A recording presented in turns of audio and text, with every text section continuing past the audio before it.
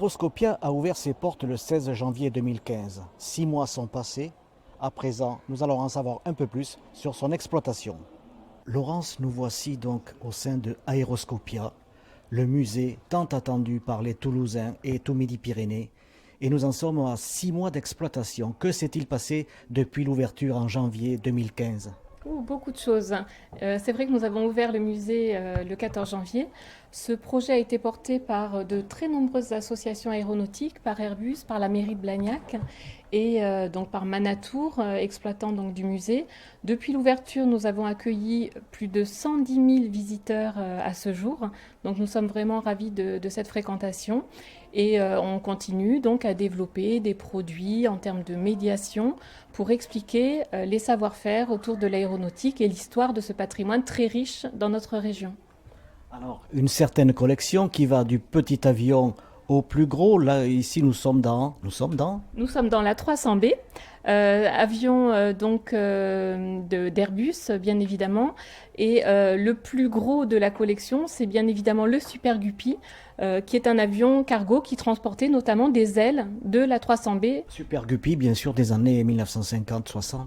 Oui, c'est un avion en fait qui avait servi à la NASA pour transporter des pièces de fusée. Et puis ensuite, il a été repéré, c'est un avion donc d'origine américaine, il a été repéré ensuite par Airbus qui s'est dit mais cet avion peut être très intéressant pour transporter nos pièces qui précédemment étaient des pièces transportées par la route en fait.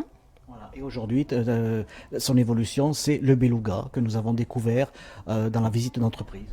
Oui, tout à fait. Aujourd'hui, le Super Guppy a été remplacé par le Beluga. Alors, nous avons plus de visiteurs le mercredi et le samedi. Nous avons une très forte fréquentation. On est monté jusqu'à 1800 visiteurs par jour au mois de mai, lors des ponts du mois de mai. En moyenne, on a entre 500 et 800 visiteurs jour.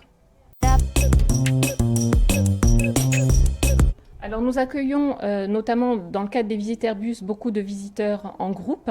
Sur le musée, nous avons une proportion de 20% de visiteurs groupes qui viennent soit via des agences de voyage, via des autocaristes et aussi des tours opérateurs étrangers. L'avenir, nous souhaitons bien évidemment que les pièces de collection puissent changer. Un avenir très proche, c'est le 16 juillet prochain, l'arrivée de la 400M qui sera positionnée sur le tarmac. Et puis on attend avec impatience l'arrivée d'un A380.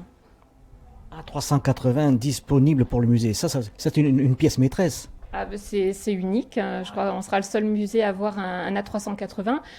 C'est une pièce qui fait vraiment lien avec la proximité géographique des chaînes d'assemblage de cet Airbus A380 qui viendra étoffer donc notre collection qui est déjà très riche d'avions assez récents. Après la Deuxième Guerre mondiale, en fait, on a une collection qui est très orientée avions post-Deuxième Guerre mondiale. Alors, il faut dire quand même que vous avez été largement alimenté dans le musée grâce à l'association des ailes anciennes Toulouse qui est juste à côté.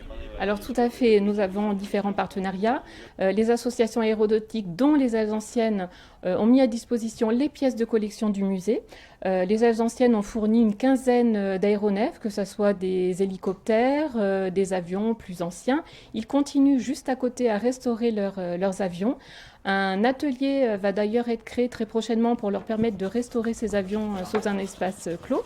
Et au fur et à mesure des restaurations, les avions peuvent rentrer dans la collection du musée. Donc, ce qui nous permet d'avoir un roulement et que les gens qui viennent une fois ont envie aussi de revenir une seconde fois parce que les collections changent au fil de l'année. Néanmoins, c'est important pour nous de pouvoir montrer effectivement des nouvelles pièces de collection assez régulièrement.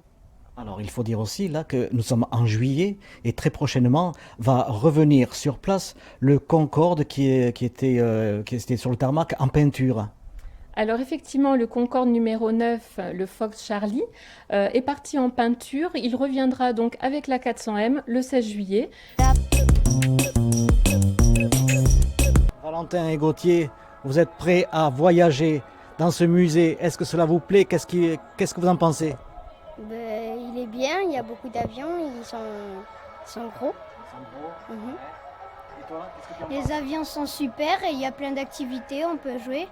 Et après, les avions, ils sont gros et dedans, il y a plein d'aménagements drôles. Est-ce que vous avez déjà eu l'occasion de voyager en avion? Oui, beaucoup de fois.